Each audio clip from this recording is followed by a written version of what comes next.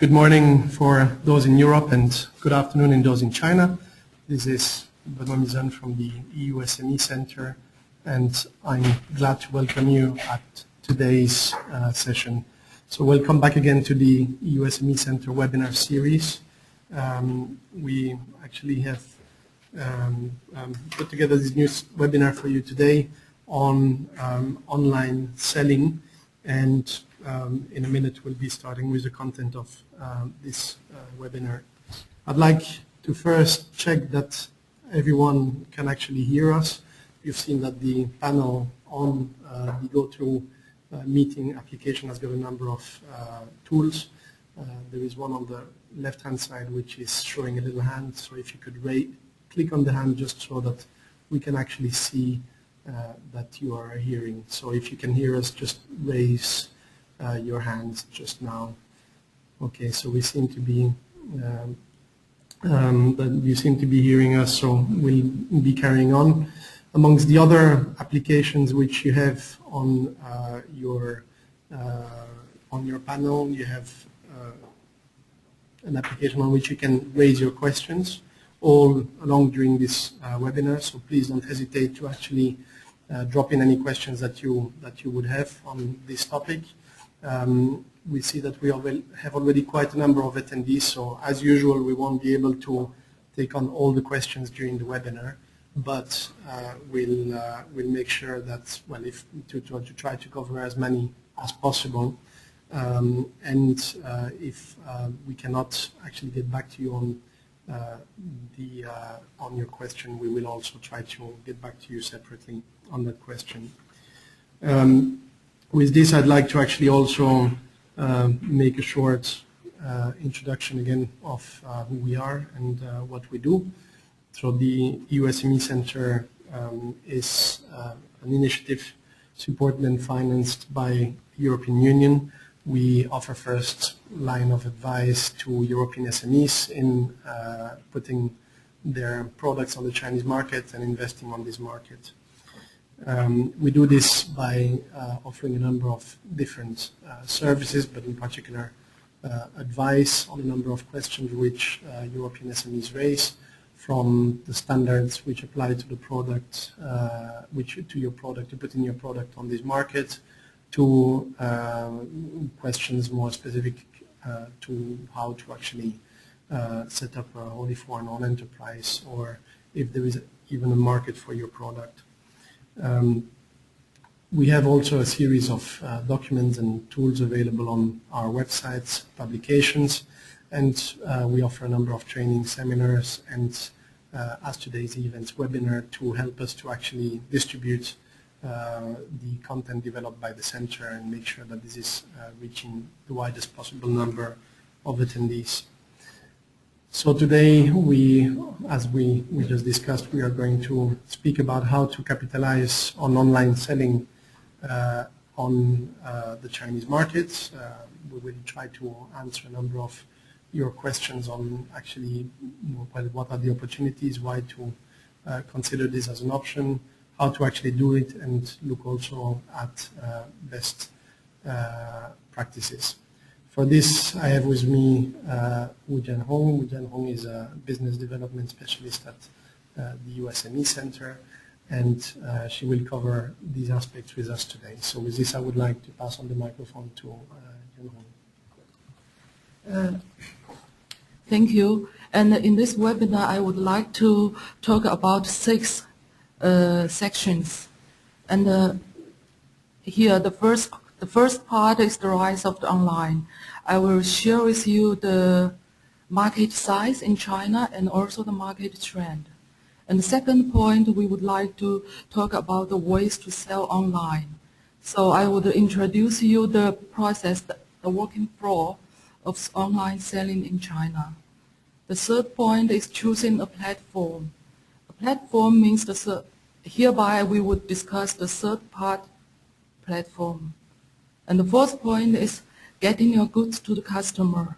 And here, under this point, we would mainly discuss about the logistic and also the services. The fifth point is marketing your products.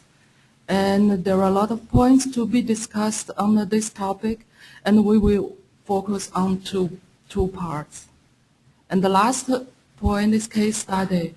Currently, we are not sure if we have enough time, but all the materials are available in the PPT. If we could not finish it, you could check it online. Okay, now we go to the first point, the rise of the online. From this chart, you will see two charts. One is internet user in China, and you can see that there is a stable growth from the last 5 years. And up to year 2011, you see the internet user in China is 513 million, and it's kept growing in the future. And the same situation with mobile phone user.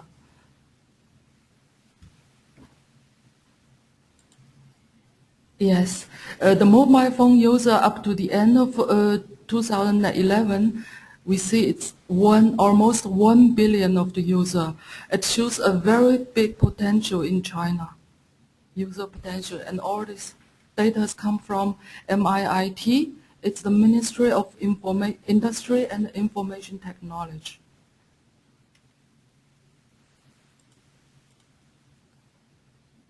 And from this chart, we show you the big room to growth in China.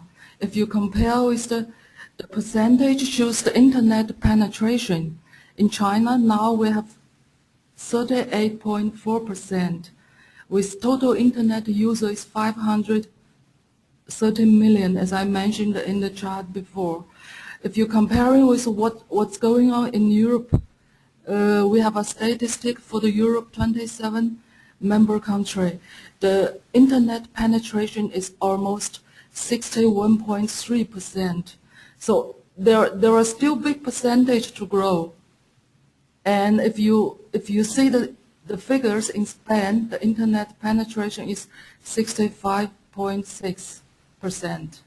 So it shows that in China we still have a big room to growth.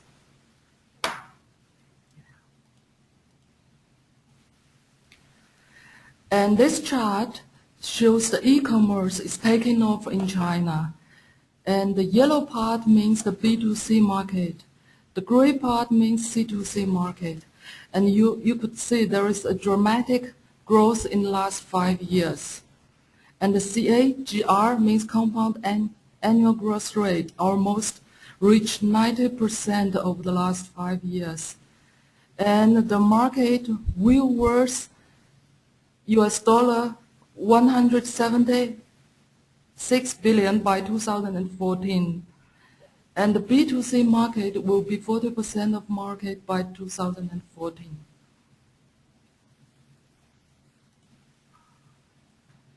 And this chart shows the sectors, how attractive and how growth in different sectors.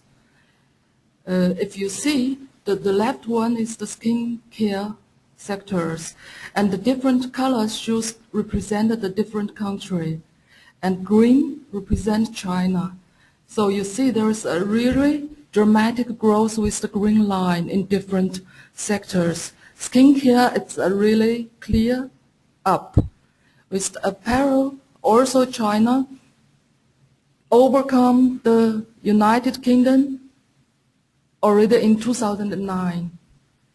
And in consumer electronics sectors, also China is still in the low level, but it's still growing up. Still growing up. And in China, who's buying? There are, as we know already in China, by the end of 2011, we have 530 million users, and estimated to reach 750 million users by 2015. And the users are mainly with age between 10 and 39. That means younger generation or the middle-aged generation. And there is a trend shows that more and more women purchase more online. And there are more figures. I leave yourselves to have a look in details later on.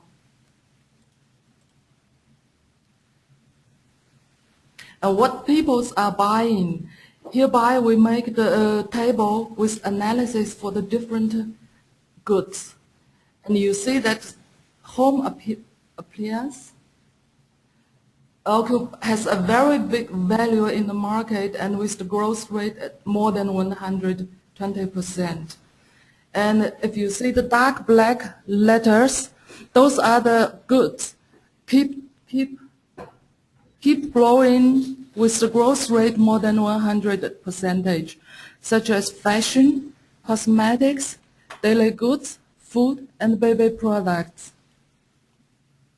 You see, with the fashion, we have the growth rate of 136, and with the cosmetics, selling online, with the growth rate more than 124. And if you look down to the daily goods, which are becoming more and more popular to buy online for Chinese, the growth rate is reaching 120%. Thank you, Jen Hong. That's quite interesting to see that actually the online market is really not limited to certain sectors, but that it's gradually spreading to quite a number of other industries and products. I think here it may be interesting for us to try to involve our audience with a poll to actually learn a little bit about where they stand with on the aspects of online selling in China. So with this, I'm going to launch the first poll and trying to assess with you which are the main considerations that you actually have as you are planning or actually already selling online, really about price competition, 2, operations and logistics, or 3, promotion and customer services. Okay, I give you a few more seconds to answer.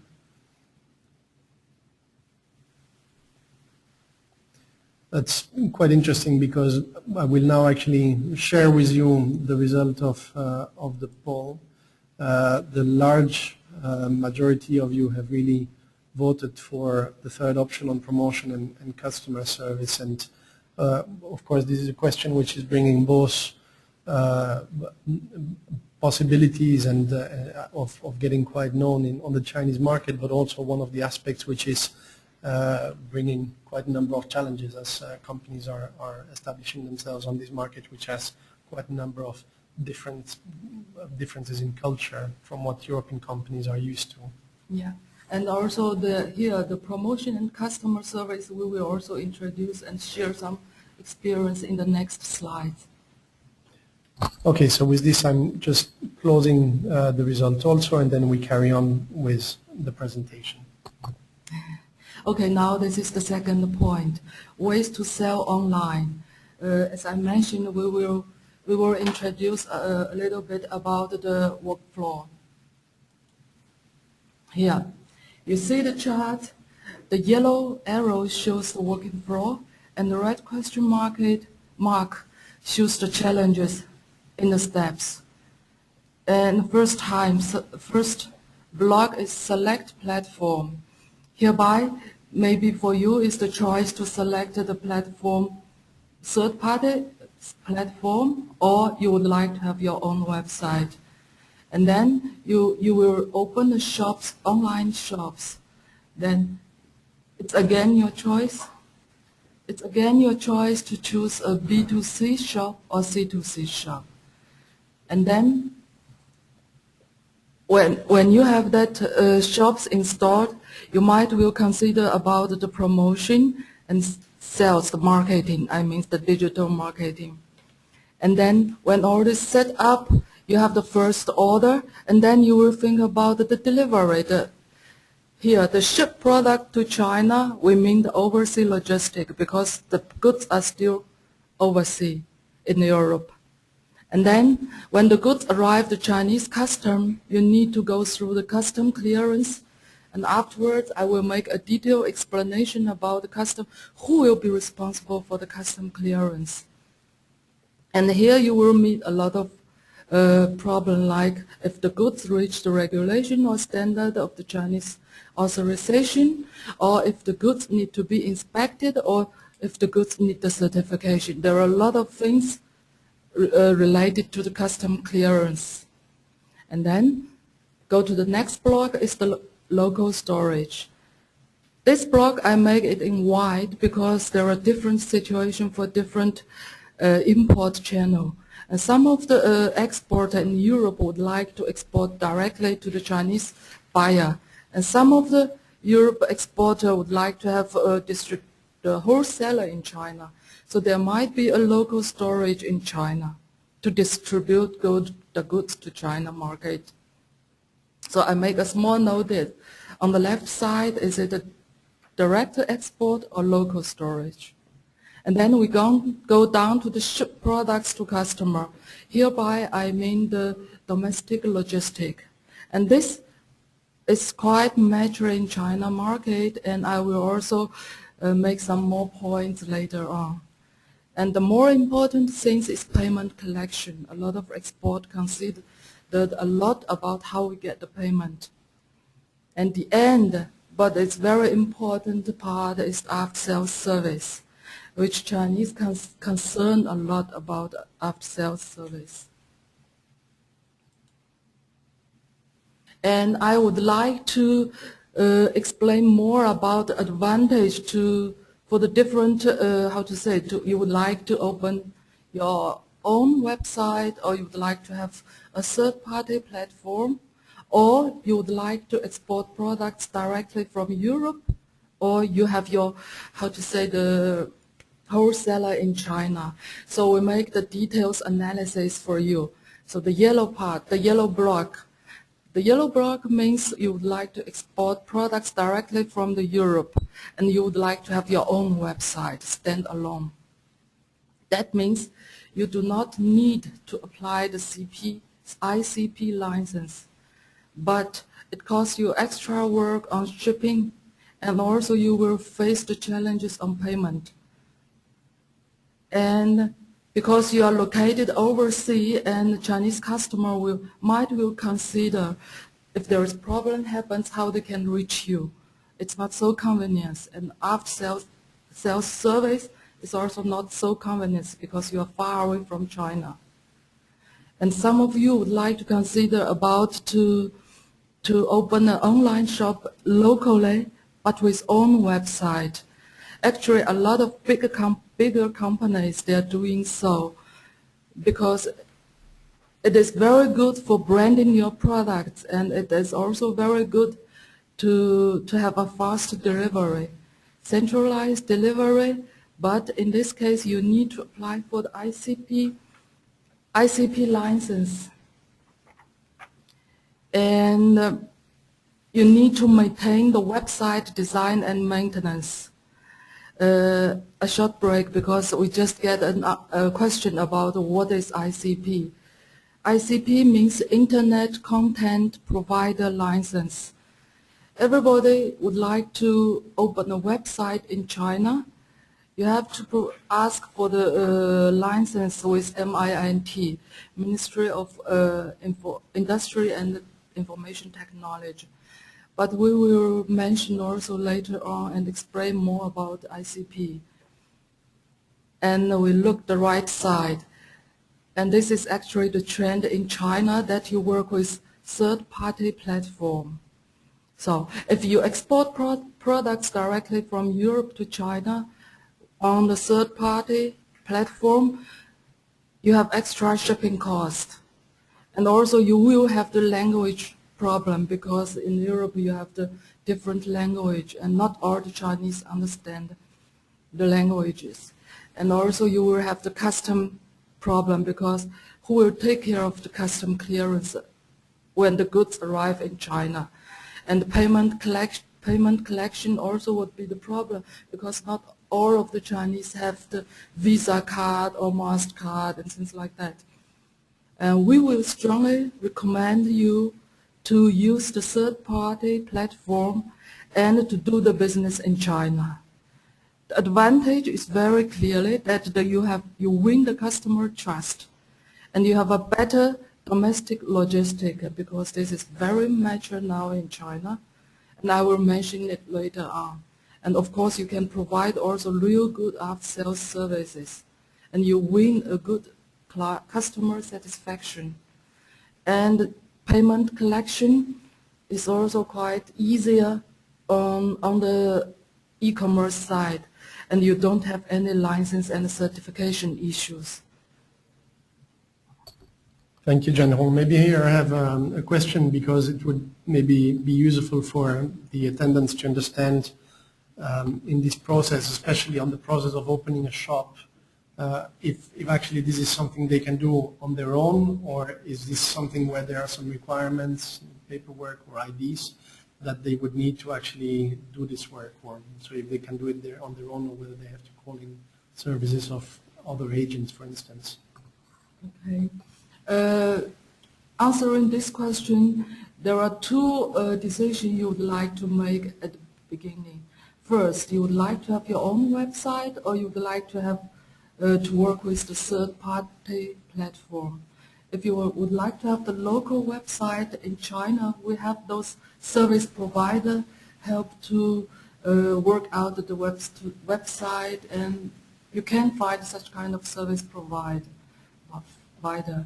But again, it's a issue of ICP license. You need to apply for the ICP license.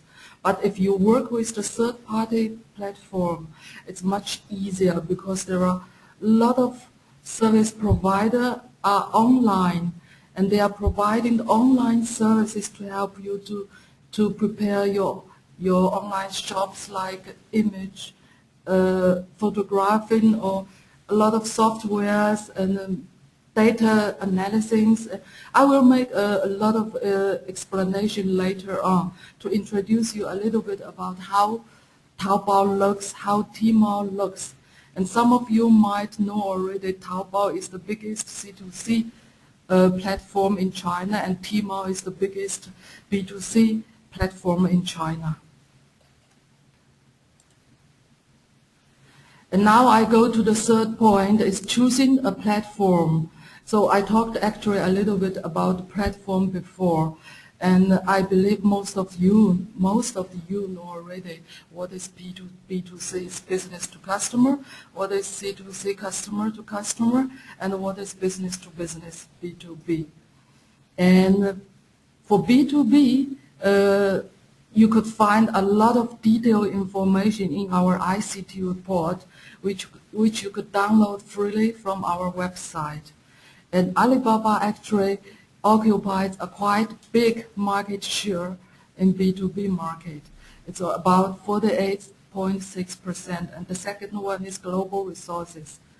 Hereby, I would like to make a little bit more points, because B2B markets are very specialized in different sectors, and there are different websites for different products and different industry. So you might well consider to find the most suitable B2B platform for your own products and your own business. Okay. And the following, I will explain a little bit about Taobao, because Taobao is the biggest C2C third-party platform in China, and it has almost 90.7% of the market share. And also Tmall. Tmall is the biggest B2C platform. It has 51% of the market share. And the second one is 360buy, which has 18.5% of the market share.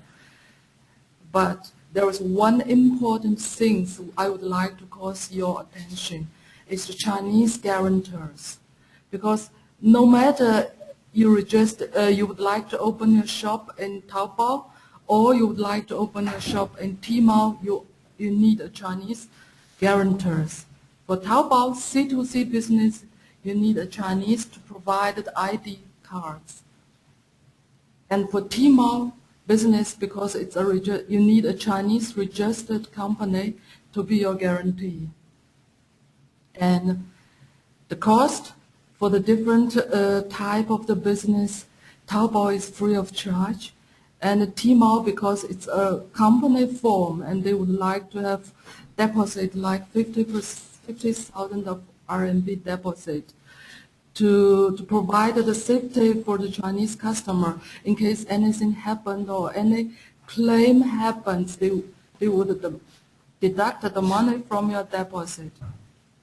And annual service charge for the Tmall is between 30,000 RMB to 60,000 RMB, but it's free for Taobao. There's nothing cost in Taobao. And by the end, which is also very important about the grading system, which shows you the customer satisfaction. Thank you. I just have a question on the last few slides. You were talking about a different kind of platforms, B2C, B2B, different platforms for different products, that it's important to look at that. Is there really a potential market for every product? For example, if I'm selling medical devices, can I find a platform where I can sell my products online? Okay, you mentioned about a very sensitive product, which is medical devices. And some of you might know that medical devices, if you would like to sell medical devices in China, you need to get registered in the FDA, which is the Administration Bureau, and also you need to get a special license to distribute those kind of products. So in general, they are not appeared in the e-commerce sectors, especially for the medical devices. But there are some other products which we use as a healthcare product at homes or for the private daily usage, like pressure measure. For example, Omron products, they are sold online and you can easily buy it.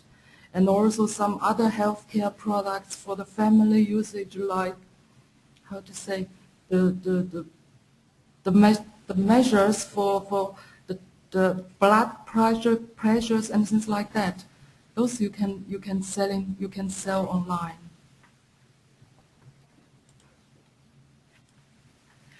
So I hope the question is answered. But if you have detailed question, you could send us the email. Inquiry, we could answer in much more detailed way. And I will continue my presentation. People would like to know how about the cost to open a shop in Tmall. So I listed 4 main costs. One is administration cost, because you are working on a third-party platform and they are doing all the administration, the software and things like that. So you need to have a deposit, and there are also annual management fee and also the service charge. And operation cost is included also, like in-house HR, outsourcing, rental, and the promotion cost. There are a lot of different ways to promote your products. Digital marketing, like SEO, and also P4P, CPM, CPT. CPM means cost per meal, means cost per 1,000 people. CPT means cost per try. So there are different ways to charge the money. And also cost of products, because about inventory and research and development. Now we go to the point 4. Getting your goods to the customer. As I mentioned before, we mainly will talk about the logistics and the services. Logistics is quite important factors for e-commerce business. And in these slides, we mainly talk about the domestic logistics, because if you use the international logistic company, we don't have much choice in China, mainly DHL, FedEx, or TNT. But in China, the domestic logistic company are really a lot for to select. There are 2 kinds of logistic company in China. One is one with large networks. offering basic services.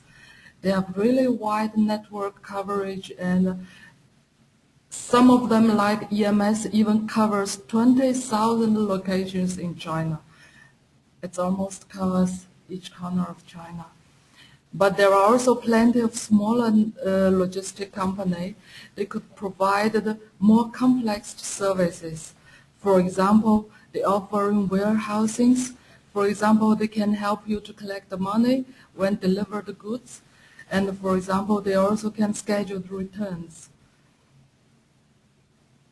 And they can also select a city with the most volume. So you have a lot of choice in China with the domestic logistic company. Here, a little bit more information about the logistics support for the third-party platforms. And many delivery companies, they are able to cover low-tier cities, countries. I mean, in big cities like Taiwan city like Beijing, Shanghai, or Guangzhou, it's easy to cover the delivery. But for the small city, like, I don't know, Koti city, which is very small, and some of the logistic company can also help to deliver, like Tibet, somewhere end of the Tibet, and also there are also some challenges, especially considering the temperature of the goods, like the frozen goods, or the higher value goods like metal, jewelry, and things like that. The logistic companies still have a little bit problem, and it's not so mature as the normal goods. Because we get already some inquiry for the frozen fish and things like that, and the delivery could be a problem. And there is a big challenge for the local delivery company is the short of the hands in holiday seasons. And some Europeans who are already in China, they know this kind of problem. In the past, which have especially for the Chinese New Year, there are a lot of online shopping, and there are a lot of deliveries, and you could not get the package on times, and they caused a lot of delays on delivery. A lot of significant players has invested heavily to build their own logistics system. As far as I know, Taobao has that plan, and I'm still not updated if they have already their own logistic companies. The second point is about the Taobao 服务. 服务 is the Chinese for the services in China, and Taobao do provide all kind of services. I mean the online services, from the image processing to the digital promotion and data analysis. They analyze the habit of your buyer, and they analyze where those buyers are located, and they provide all kind of analysis. And they also provide operational management, storage and logistic, financing, and some other issues. Financing, that means your customer, very important customer or very important buyer, they probably can get the credit from the Taobao. And here is the layout of Taobao service. And on the left side, you see the different kind of the services. And in the middle are all the services provider. And if you look on the right side, you see the location where the service provider located. And hereby, I would like to raise up some very important points, because we get inquiries from the European SMEs how to select a reliable service providers. And I have some suggestions hereby. Normally, we would consider the following 5 points. The first point is normally it's listed in the chart. Is it the service is for free, or the service need to be paid? And the second point, you could see how many users. In the page which I show you is that how many viewers, but in some of the service pages you see how many users, and this is very important for you to see if the service are quite popular or quite important for you. And also you see the 5-star in the middle, and this is the grading system. If the user are satisfied with the services, they will grade 5. 5 is the best service, and 1 is the worst one. And this helps you to make the decision if you would like to try the services. And publishing time you would consider too, because the latest version might covers more comprehensive services. That's some main points normally what we would consider to select the right service provider.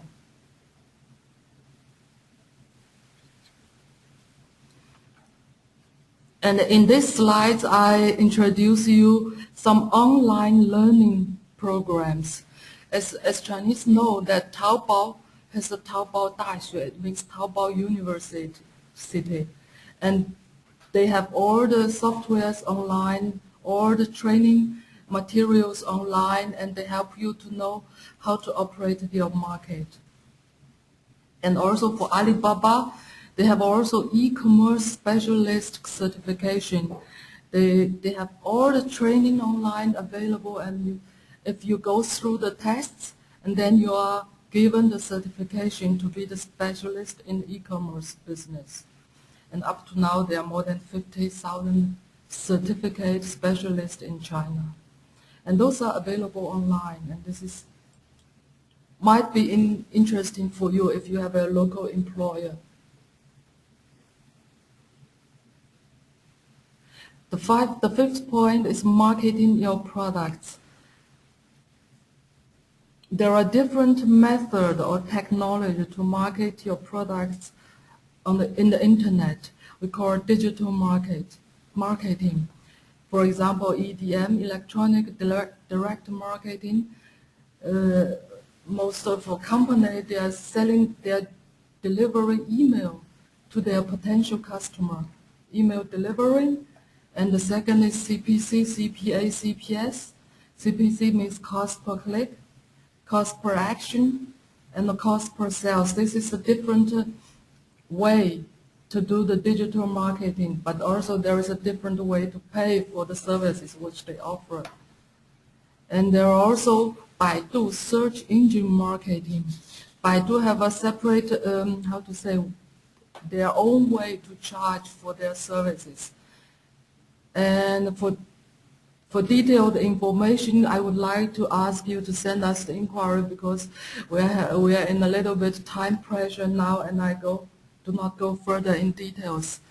And there are also some other like offline marketing, magazines, subway ads.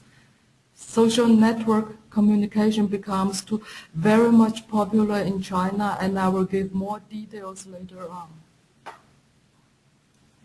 This page, promotion and sales, I just gave an example with Taobao about the SEO services. And if you see the right side, you can list your products on the right side where more and more buyers could see it. And the bottom side also, but you have to pay for this kind of services to get more people to notice your products. And I think it's quite important also to understand that not all of the attendants are technology oriented, but SEO stands for search engine optimization, and it's important to know that your SEO strategy in Europe should not be the same as that in China. That's because the tools are different. They only mentioned Baidu, but Baidu is only one of the search engines. Words have to be selected strategically, and of course you'll have to try to call up on the help and support from people locally or your local employees to pick the right words so that you're actually appearing high up in the ranks of local search engines. And as you mentioned here, Taobao also has this probably paid services in order to actually make it possible to have your products ranking higher And I think, as you mentioned earlier, there is also a system of classification of feedback, and the better the feedback you will have, of course, the higher you will rank up in the result. Yeah. So I go further. Here shows you the Chinese social media. As what you have in Europe, you might have Facebook or Twitters, but this does not work well in China. With some reason, some of you know. But Chinese do work with the Chinese social network. Mob, here I list some, and it's maybe maybe some of you know Weibo, similar as Twitter in China. And also there is another one which is quite popular in China is腾讯. I see. It's not listed here, but it's also another very popular. Above the Weibo, Xinlang Weibo, it's腾讯Weibo, quite popular in China. Just give you a brief overview. And here we give out also some figures about the Xinlang comparing with the Twitters. You see the year estimated and the registered user. Xinlang Weibo is almost a similar size as Twitter, and it's keeping growing up. More details, so I would like to recommend you to look by yourself in details. Thank you, Jianhong. I think now what is interesting maybe is to again run a poll with the participants. So with this, I'm going to run the second poll. I think you've had a lot of interesting content now, and we were hesitating of asking you this question before or after the webinar. Now, considering that you've had a lot of access to information on the different methods and ways and rationale of optimizing and capitalizing on online selling in China, you have the question here on whether now if you are now considering to sell your products online in China, yet through your own websites or standalone mode, yes, through a third-party platform, yes, on both channels, for you're investigating the channel's benefits and costs still, or finally, you still don't really have a clear online sales strategy, so no for the moment. And by the time I've read out all of these answers, you've actually already all answered, and it's quite interesting as I'm going to share the answers to the poll. Really, the majority of you, and I mean, usually it's interesting to see that really most of you are investigating. I hope that the information that we were sharing through the webinar was interesting for you to actually gain a better understanding of the different channels and analysis on cost, benefits, etc. We had planned to go through a short case study, but unfortunately we don't have the time to go through it. As Jianhong mentioned earlier, I'd like to mention that this presentation will be put online later on, so you will have access to it. So without further ado, I'd like just to pass on to the more interactive session, to the Q&A session. You've sent us a number of questions already, so I'd like to pick on some of them. We've had a first question related to intellectual property rights. Obviously, as a number of you know, that these platforms, the third-party platforms, have become increasingly popular, and it is true for certain that these are also platforms where you will find a number of counterfeit products. So maybe you're not on these third-party platforms yet. Chances are that your product or a very similar product might be there already. So in the end, being present on these third-party platforms is also helping you to actually first better understand where how you are positioned on these platforms, control a little bit the products and maybe fakes that might be distributed without your agreement or actually without being genuine products. But it's also helping you to actually control these flow a little bit better. So there is this additional benefit from using third-party platforms. For more information on intellectual property rights, I'd like actually to also refer you to the China IPR SME help desk, which is providing further information for European SMEs on IP challenges they may face in China. There is another question which we've had with regard to customs and whether customs will actually charge for incoming parcels. So I don't know if you can give us your answer. Yeah. Hereby we talk about the custom clearance when the goods are export from Europe to China. And for the small parcel, normally the international logistic company will help to make the custom clearance. And different logistic company has different regulation about this. For example, DHL, they have a certain limitation for the cost. If the cost is less than 400 RMB, and they will just make the custom clearance for you and collect the money when they deliver the goods.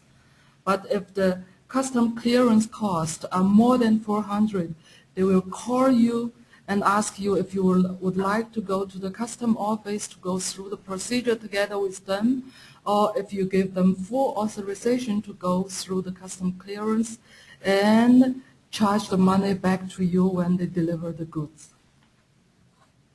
Thank you, Jennifer. Very complete answer. We have here another question on the services of agents. We've talked about this a little bit already throughout this webinar, and Jennifer already talked about Tabafu, where you can also find service providers or how to learn through the different services, how to actually do it yourself. Maybe what would be useful to add here is that, of course, as you are going to decide which agents or the number of agents you will want to work with, you obviously have to consider also that the more agents you will work with, the more and maybe more cost-effective access you will have to different regions in China, but this will also mean that there will be more disparity between the ways that your products are being presented or pricing policies from the different agents. You know that on these platforms there is normally actually quite a lot of interactions and discussions and negotiation through the sale. So the more agents you work with, the more you will actually lose control over that. The other thing that is useful to also keep in mind is that most of the SMEs that are inquiring on our services are also probably too small to actually have the resources and the people necessary to actually go through this process and actually see how many people, how many agents and how they are actually operating this. I don't know if you would like to add something to it. Yes, I add one point more. For the SMEs, you need to comparing the cost you would like to invest, because you have more agent in China, you cover more location in China, you save the transportation cost. But from another side, you will have more HR cost and storage cost and administration cost. So you need to compare by yourselves. Okay, we're just seeing whether there are any other questions that we could have the time to take. A quick answer. Which question? I don't know. Can I have a ICP? So we have the question here on whether I can have an ICP license without having a registered company in China. ICP license is mainly for the business if you would like to have your own website in China. So you need to apply for the ICP license. But if you take the third-party platform, and this is not required, you might be asked for a business license in China. And also there are some questions we could give a quick answer. I don't know how many times. Okay, we still have time, so I go quickly. We still have 6 minutes. I go quickly to give some quick answer. Like there is a question about third-party platform, Taobao or Tmall. Both are third-party platforms. Taobao are mainly focused for C2C business, and Tmall are mainly focused for the B2C business, as I explained also a little bit in my presentation. And there is a question about, does it mean that if I use the third-party platform, then I do not need to worry about ICP? Yes, I answered already just now.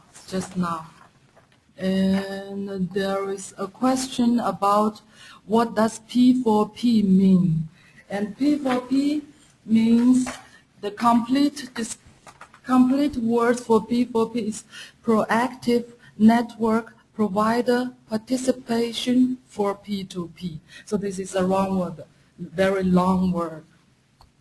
And let me see if there's, can you find the training in English? I do not exactly get the meaning. So I think the user is referring as to whether services like Taobao Dashu or like if some of the information is available in English or whether the platform is in Chinese. Unfortunately, it's all in Chinese. So I think here is, again, one of the points which we have had throughout a number of webinars, but also other activities we have. It's always quite helpful for EU SMEs. When it's not helpful, SMEs have to actually rely on people in China or in Europe, but which master the language in order to be able to actually have access to this content. Okay. The last question, because this is quite important, so I would like to answer it. When you open a shop in Taobao, is Taobao Fuwu included, or are they two different platforms? Or is Taobao Fuwu an extra services? So come back to the Taobao Fuwu. Taobao Fuwu actually is a platform for all the service provider. That means all the service provider register themselves on Taobao Fuwu. So you could find the right service provider for yourselves. They are not different platforms. They are in the Taobao website. So it's the same family actually. But this is the extra services Taobao provided for the shopper opener. Maybe I can ask a question that people would like to clarify on that. When you mean service providers, do you mean service providers in all kind of industries, or service providers that can help companies to actually do business on Taobao? Yes, there are companies who could really help you to do business on Taobao.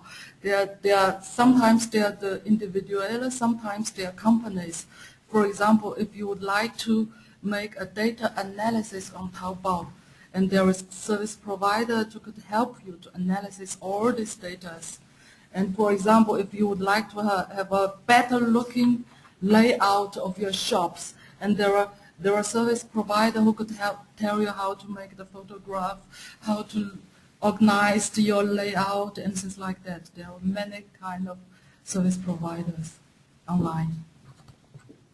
That's been a lot of questions and a lot of answers. So thanks a lot, Zhenhong. That was very, very useful. And we would like to get a question from you. If I couldn't answer you now, we will receive your email and give you a more detailed explanation.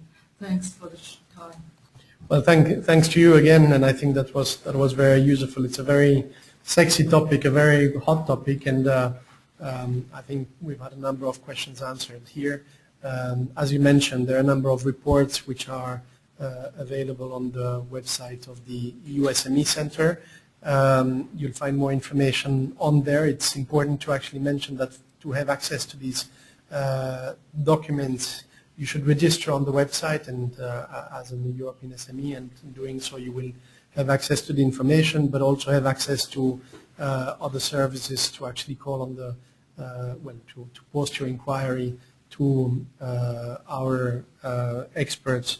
So I think that's actually really closing today's webinar. I'd like to thank you again, Zhenhong, for all this information. We tried to answer as many questions as you would have, but unfortunately we didn't have the time to answer all of them, so we've logged them and we'll try to get back to you separately. I'd like to also remind you again to actually register on the website and actually use the inquiry service to actually reach our experts. As usual, we will actually distribute not only the slide but also the video of this webinar online. It will be available in a couple of days on our website. And finally, beside the website, we have a number of other tools where you can follow us, including LinkedIn, Facebook, Twitter, and YouTube under the EU SME Center acronym in one word. So with this, I would like to thank you for your time also, Jen Hong, for introducing. Webinar together. Thank you. Thank you very much. And again, as usual, the webinar will be followed by a short survey. If you could take just 2 minutes of your time to actually give us your answers, your views, share us your feedback, so that we can actually continue to improve this experience. Thank you to everyone, and of course see you next time, actually next week, because we have our next webinar next week on managing contract terms and stay safe in China. So thank you very much, and see you again then next week. Bye-bye. Bye-bye.